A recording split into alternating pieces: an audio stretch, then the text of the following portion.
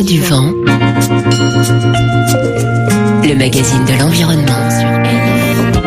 Si vous nous rejoignez, nous sommes avec la journaliste canadienne Naomi Klein aujourd'hui à l'occasion de la traduction en français de son dernier livre « Tout peut changer, capitalisme et changement climatique » aux éditions Actes Sud. Naomi Klein, vous écrivez que depuis l'échec de la conférence de Copenhague en 2009, vous avez compris que personne ne viendrait nous sauver et qu'il fallait donc miser sur les mouvements citoyens finalement. La conférence de Copenhague, oui, a représenté un tournant.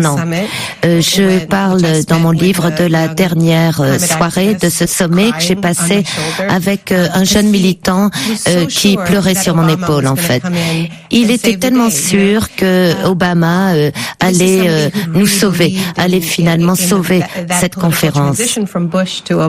Il croyait en cette transition politique de Bush à Obama. Bush, on le savait, niait la réalité du changement climatique. Alors les gens pensaient, les militants notamment, que comme Obama comprend, lui, qu'il y a un changement climatique, il doit agir, il doit faire quelque chose.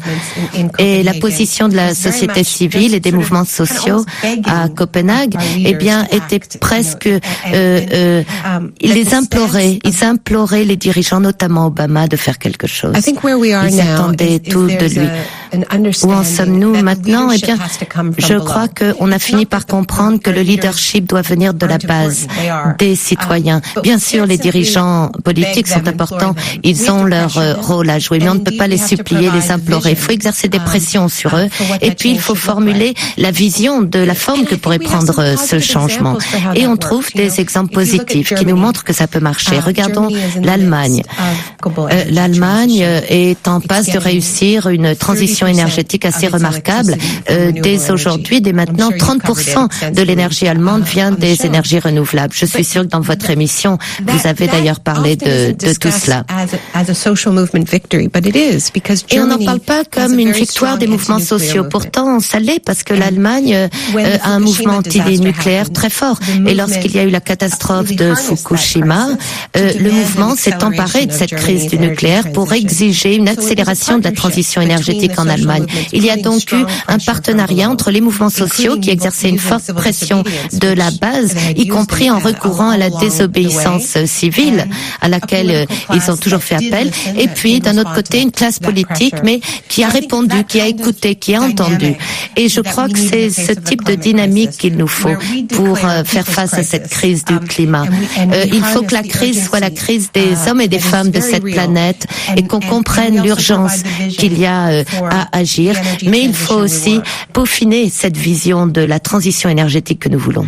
Oui, parce que vous écrivez aussi, après avoir démontré dans votre livre comment fonctionne la machine des climato-sceptiques aux États-Unis, vous dites finalement que d'une certaine manière, nous sommes tous un peu climato-sceptiques, parce que le climat, ça fait peur, ça génère de l'angoisse, et face à l'angoisse, en général, on se replie. C'est vrai. Et au début de mon livre, j'ai essayé de dresser la liste de toutes les manières dont on détourne les yeux, en effet, ou dont on fait l'autruche. Parce que on peut se dire, oh, si au moins tout le monde savait, avait conscience du problème, on agirait. Mais je crois que malheureusement, c'est plus compliqué que cela. C'est là, dans notre vision périphérique, le changement climatique, et dès qu'on l'aperçoit, on détourne les yeux, en effet. Alors bon, je ne vais pas reparler de la fonte des glaces. Je préférerais vous parler de petits chats adorables qui font copain-copain avec des chiens tout aussi adorables. Because obviously when there's nothing more terrifying than knowing that your home has become véritablement, unsafe. il n'y a rien de plus terrifiant que de savoir que l'endroit où on habite n'est plus sûr pour nous, peut être dangereux. C'est vrai pour nos maisons, nos foyers individuels, mais aussi pour notre foyer collectif qu'est la Terre. Pourtant, je crois qu'on est capable de faire face les yeux ouverts à la crise, mais seulement si on perçoit qu'on commence à réagir.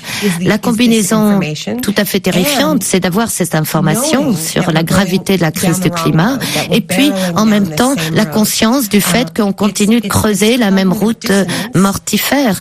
C'est ce qu'on appelle une dissonance cognitive. Enfin, ça rend fou. D'un côté, on a conscience de la réalité de la crise et d'un autre côté, on voit qu'on continue de forer, d'extraire à tout va des entrailles de la terre. Voilà, c'est une contradiction terrible. Alors cela dit, il y a quand même une mobilisation citoyenne très très forte, de plus en plus forte. Les manifestations en septembre dernier, notamment avec plus de 400 000 personnes à New York, ont donné de l'espoir. Cette mobilisation grandissante de la société civile, c'est vrai qu'elle est importante, mais pour changer d'échelle, il faudrait qu'il y ait une espèce de réveil massif, en fait, que tout le monde réussisse à ouvrir les yeux sur le monde dans lequel on vit. Alors j'aimerais vous faire écouter les propos de l'économiste Bernard Maris, qui a malheureusement été assassiné le 7 janvier dernier dans les locaux de Charlie Hebdo. Aujourd'hui, les marchés se sont plutôt bien comportés. Indice qui sommes-nous moins 0,05, indice où allons-nous 1,5, indice d'où venons-nous 4,0. La relation marchande a tendance à se substituer à toute autre relation et à absorber tout autre type de relation. Et la relation marchande ne supporte pas qu'il y ait des relations qui ne soient pas marchandes. Des relations d'affection, d'amour, d'amitié. Jouissance des biens matériels 0,8. Toutes ces relations sont des relations qui sont insupportables pour la relation marchande, qui est une fausse relation d'égalité qui passe par l'argent. Là, il y a une belle phrase de Simmel qui dit, c'est que l'argent, c'est ce qui permet de ne pas regarder les autres dans les yeux. Or justement, l'humanité est faite pour regarder les autres dans les yeux. Et profondément, nous sommes humains, nous, des animaux qui regardons les autres dans les yeux. Et ça, le marché ne supporte pas, parce qu'il faut qu'il y ait dans la relation, qui est une relation, on va dire, d'affection, eh bien, il faudrait la couper par le mur de l'argent, par l'intermédiaire de l'argent. Indice amour 2,0, abstraction 0,02, enthousiasme 0,8. Tout le progrès technique va vers l'hyper-narcissisme et l'hyper-individualisation et la solitude absolue que provoque ce type de société, qui est une société d'une dureté impitoyable. Le marché est une société extrêmement dure, qui offre beaucoup de jouets aux jeunes gens. On les voit tous pianoter dans le métro, sur leur smartphone, dans leur isolement, dans leur bulle, en train avec des jouets. C'est vraiment un stade infantile, le capitalisme. C'est un stade extrêmement infantile. Ce n'est pas une société mature, puisqu'elle surfe sur le besoin infini qui est renouvelé de façon permanente. Donc c'est vrai que cette marchandisation perpétuelle de tout ce qui peut exister, le fait que on offre désormais à des enfants des smartphones de plus en plus tôt, l'argent de poche, toutes ces choses-là, qui fait qu'on détruit du lien social, c'est quelque chose de très pernicieux, porteur d'une grande violence et assez suicidaire. Je pense que cette société qui détruit systématiquement l'altruisme, la coopération, la fraternité, cette société est extrêmement suicidaire. 0,2, indice respect 2,45, solitude 11,1, bleu du ciel moins 0,01, pression atmosphérique non communiquée, heure de sommeil 7. Bernard Maris faisait partie du mouvement des économistes atterrés, comme Jean-Marie Haribek, nous avons reçu il y a peu de temps dans C'est pas du vent. Non seulement le marché, le capitalisme ne supporte pas le lien social, mais il ne supporte même pas non plus les relations monétaires qui sont non marchandes. Par exemple, l'éducation publique, par exemple la recherche publique, par exemple la santé publique, dont on voit bien que la stratégie est de les grignoter de plus en plus. Parce que même ce n'est pas supporté, alors que les forces économiques marchandes profitent de l'éducation, que tout le monde soit à peu près en bonne santé, et de la culture, etc., etc. Et donc, il s'agit d'élargir constamment la sphère où le capital va pouvoir aller se valoriser. Donc on privatise la protection sociale, on privatise la distribution de l'eau, on privatise les services culturels, tout l'accès à la santé, etc., etc. Et donc les pistes que nous ouvrons visent justement à borner cette marche en avant pour redonner une légitimité à tout ce qui est du ressort à la fois du lien social et en même temps ce qui ressort de l'activité proprement économique, mais dans laquelle le capital n'est pas entré pour produire de la valeur pour l'actionnaire, puisque vous savez que c'était le mot d'ordre de ces 15 ou 20 ou 30 dernières années. Voilà. Et donc, il faut mettre en place vous demandiez, est-ce qu'il y a une autre économie possible? Oui, tout à fait possible, à condition de reconvertir massivement l'industrie, l'agriculture, les services, et de les faire obéir à un certain nombre de critères d'ordre social et d'ordre écologique simultanément. Naomi Klein, comment est-ce que vous réagissez à ces propos d'une part de Bernard Maris et par ailleurs de Jean-Marie Haribey?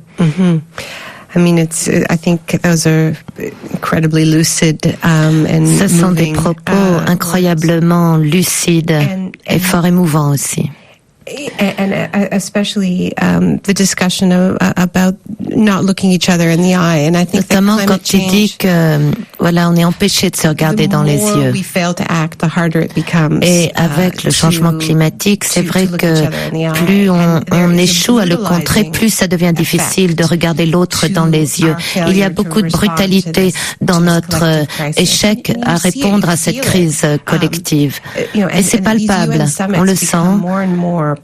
Ces sommets des Nations Unies deviennent de plus en plus pénibles, douloureux, parce qu'on entend les voix d'États très impactés négativement, des petites îles isolées ou les négociateurs des Philippines qui essayent de plaider leur cause.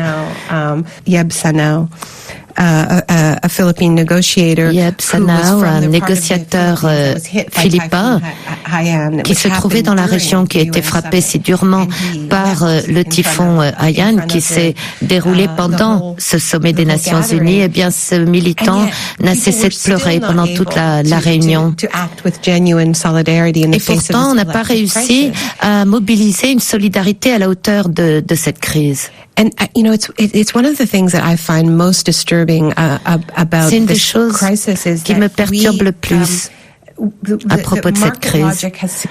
C'est-à-dire que la logique du marché est entrée si profondément dans les mentalités que beaucoup d'entre nous ne croyons même plus qu'on puisse se sauver nous-mêmes, et on s'interroge même, est-ce que ça vaut la peine qu'on se sauve? Est-ce qu'on le mérite? What young people are watching when they go to the Cineplex, you know, et on regarde les films que vont voir les jeunes au multiplex.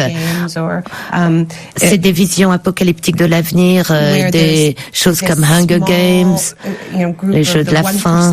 Il y a les 1% des 1% des nantis qui vivent bien, entourés, enfin qui baignent dans une mer d'apocalypse. Et on a l'impression, on imagine tellement ces scènes d'apocalypse que c'est comme si c'était déjà là. Alors le grand défi, c'est d'arriver à imaginer un avenir différent. Car en fait, on a encore le temps de réagir à cette crise climatique, mais il faut modifier radicalement nos valeurs. Il faut une régénération, une renaissance de toutes les idées qui tournent autour de la valeur de l'action collective, un espace collectif pour la solidarité. Et ironiquement, jusqu'à présent, la manière dont on a essayé de réagir ne fait que renforcer l'idée selon laquelle nous ne sommes que des individus consommateurs, que notre vie se résume à ce qu'on achète. Or, on est bien plus que ce qu'on achète et on peut agir ensemble. Et on voit naître ce type de mouvement, notamment chez les jeunes. Ça me réjouit, ça fait chaud au cœur de voir la nouvelle génération de militants pour le climat.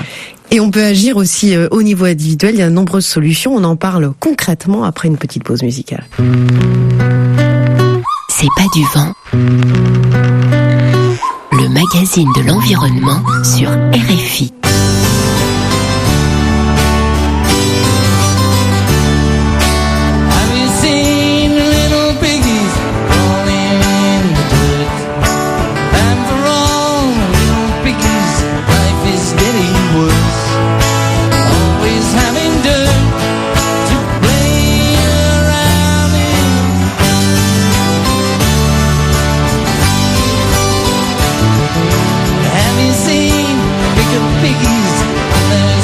White shirts, you will find the bigger piggies stirring up the dirt, and they always have clean shirts to play around in.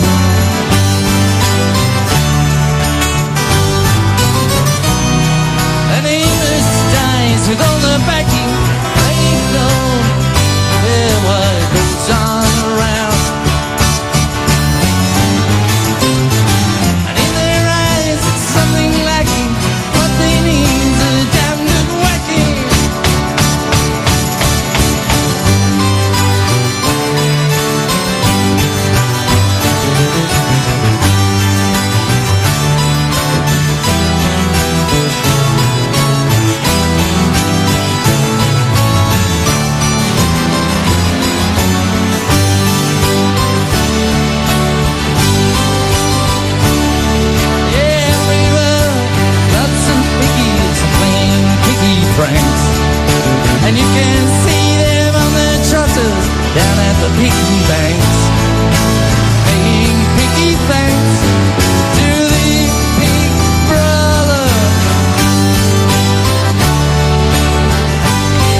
L'été, c'est pas du vent sur RFI en compagnie de la journaliste canadienne Naomi Klein à l'occasion de la traduction de son dernier livre en français Tout peut changer, capitalisme et changement climatique, publié aux éditions Actes Sud.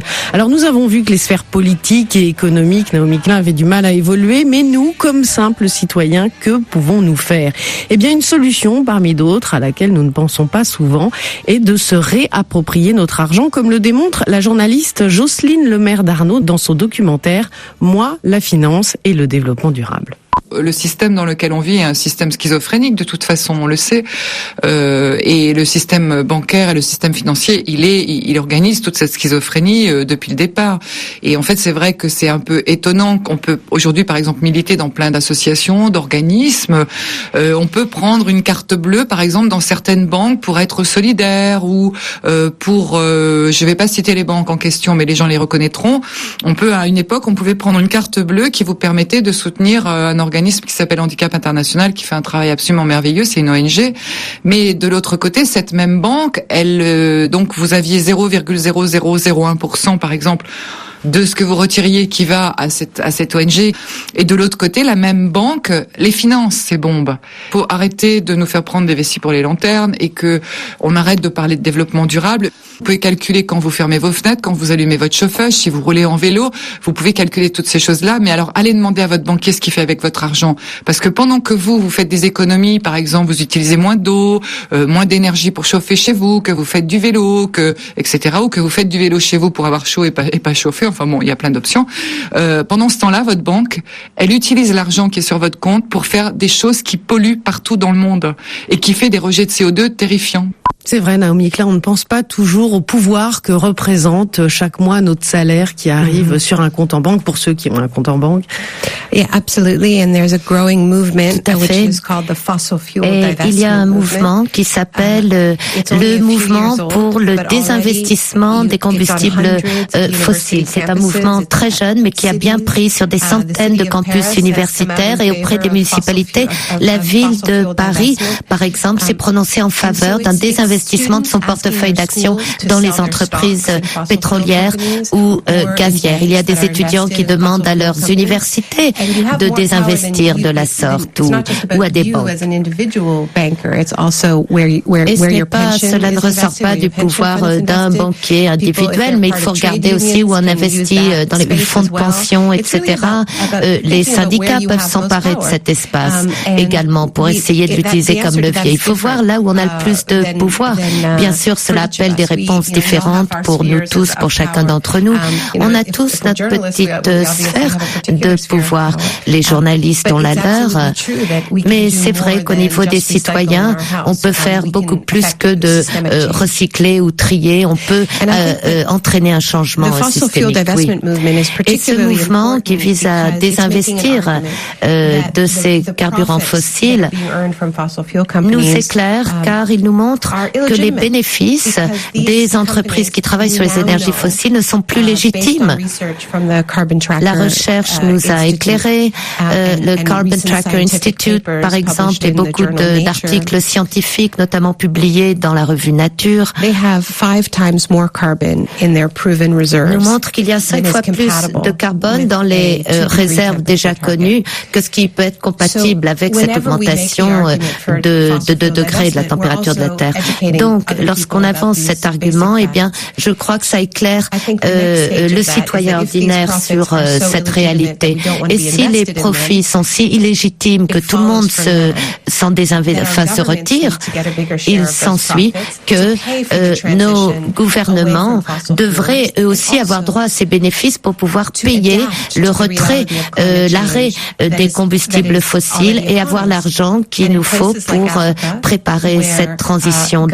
En Afrique, par exemple, où les gouvernements, le plus souvent, n'ont pas les sommes nécessaires pour mettre au point des systèmes qui tiennent la route pour les alertes par rapport aux crues, aux inondations, ou tout ça. Pour eux, dans ces pays-là, c'est encore plus critique. Alors, il y a quand même des signes de changement. En septembre dernier, il y a un groupe de milliardaires et de fondations philanthropiques, dont la fondation des frères Rockefeller, qui ont quand même amassé une fortune colossale dans le pétrole, qui ont annoncé qu'ils réorienteront 50 milliards de dollars de placements pétroliers vers d'autres domaines, notamment dans les énergies renouvelables.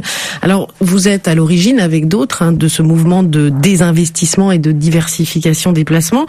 Et alors, aujourd'hui, il y a quand même 650 personnes, 180 institutions, une cinquantaine de fondations qui ont adhéré. On sent que le mouvement est en train de prendre. Alors, est-ce que, par exemple, les Rockefeller se désinvestissent par intérêt en se disant de toute façon le prix du pétrole va monter, il y a de moins en moins de ressources, faut qu'on change le braquet, ou est-ce que c'est plus par conscientisation face aux défis du climat? Mais en tout cas, les faits sont là.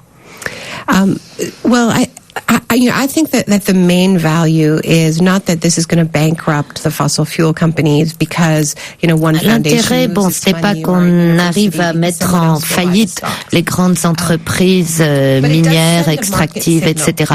Mais au moins, ça envoie un signal au marché. Les analystes du marché commencent à en parler de plus en plus et pointent cette contradiction terrible entre les objectifs fixés par les gouvernements, par les États dans les sommets des Nations Unies et ce modèle économique qui ne fonctionne plus. Et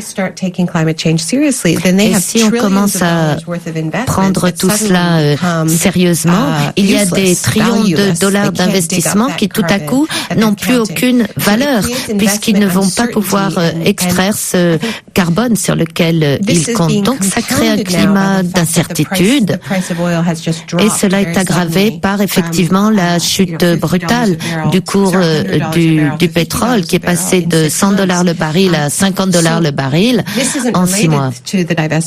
Bien sûr, ce n'est pas lié à tout ce mouvement de diversification des placements ou de désinvestissement, mais en tout cas, autour de ces actions dans les compagnies pétrolières, ça sent de plus en plus mauvais et ça, c'est positif. En janvier dernier, la couverture de The Economist, un hebdomadaire britannique, donc de référence quand même sur les questions économiques internationales, a montré une silhouette qui bondissait d'une pyramide de barils de pétrole et le titre nous disait « Saisissez la balle au bond ». L'éditorial qui suit précisait qu'il s'agissait là d'une opportunité unique pour notre génération, pour changer justement notre système énergétique de manière radicale et pour en finir avec les habitudes de consommation. C'est ce que vous dites aussi dans votre livre finalement. Tout peut changer malgré le tableau un peu noir que l'on a fait dans cette émission. On sent bien que là, on a une chance à saisir. Il ne faut pas la rater. Oui, on vit un moment tout à fait particulier, assez extraordinaire, en raison de la combinaison de la chute du prix du pétrole qui rend possible le fait d'envisager la mise en place d'une forte taxe sur le carbone, parce que quand les prix sont bas, c'est plus facile d'appliquer des taxes sur le carbone, et aussi grâce à la chute du prix des énergies renouvelables qui deviennent plus compétitives par rapport aux énergies fossiles. Donc on a un petit peu plus de marge de manœuvre. Quand le prix du pétrole est bas, il est moins attirant financièrement d'effectuer des forages dans l'Arctique ou de se livrer à une extraction massive qui détruit la terre comme dans la province de l'Alberta. Ça devient un peu trop cher. Ainsi, nous avons un petit répit, ça nous donne une fenêtre, il faut en faire le meilleur usage possible. Si on prend un petit peu de recul et qu'on combine la crise écologique qui est quand même multiple, c'est-à-dire la fin des ressources naturelles, la fin des énergies fossiles, la crise économique, les difficultés sociales, la violence qui monte quand même dans de nombreux endroits du monde, on a un peu le sentiment d'être à la fin d'un cycle, à la fin de quelque chose, et vous le dites un peu dans votre livre, on est sur un enjeu civilisationnel en fait. Well, I mean, the truth is that my last book, The Shock Doctrine, Mon livre précédent, La stratégie du choc, décrivait comment les moments de crise font surgir le pire chez l'homme. Et on ne cesse de le voir. Lorsqu'un grand choc se produit, eh bien, c'est l'occasion idéale pour que les élites privatisent la sphère publique, s'accaparent des terres, violent les libertés civiles. Lorsque j'écrivais la stratégie du choc, au début, je traitais de la guerre, l'invasion de l'Irak, et après, j'ai étudié les chocs économiques. Mais lors de l'écriture de ce livre, j'ai vu que tout cela se produisait immédiatement après des catastrophes naturelles, comme le tsunami ou l'ouragan Katrina. On est vraiment à la croisée des chemins. Si on continue, si on poursuit sur la route qu'on a empruntée, c'est pas juste que le climat va se réchauffer, mais tout va devenir plus violent, plus brutal. Et c'est ce futur qui nous est décrit dans la littérature de type apocalyptique ou les jeux dont on parlait.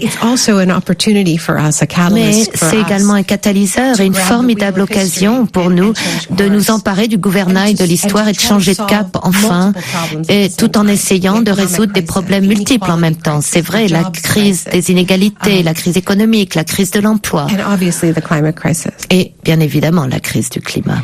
Merci beaucoup Naomi Klein d'être passée dans C'est pas du vent. Merci FDR d'avoir assuré la traduction. Je signale au passage que un site web est associé à votre livre qui présente de nombreuses initiatives inspirantes. On vous trouverez évidemment les coordonnées de ce site sur la page internet de l'émission www.rfi.fr. Le titre de votre livre, Tout peut changer, capitalisme et changement climatique, c'est publié chez Actes Sud. Pour réagir à cette émission, c'est pas du vent@rfi.fr ou sur Facebook et Twitter, #c'est pas du vent. Merci à François Porcheron pour la réalisation et la mise en onde. Prenez soin de vous et des vôtres. On se retrouve samedi prochain, même planète, même heure.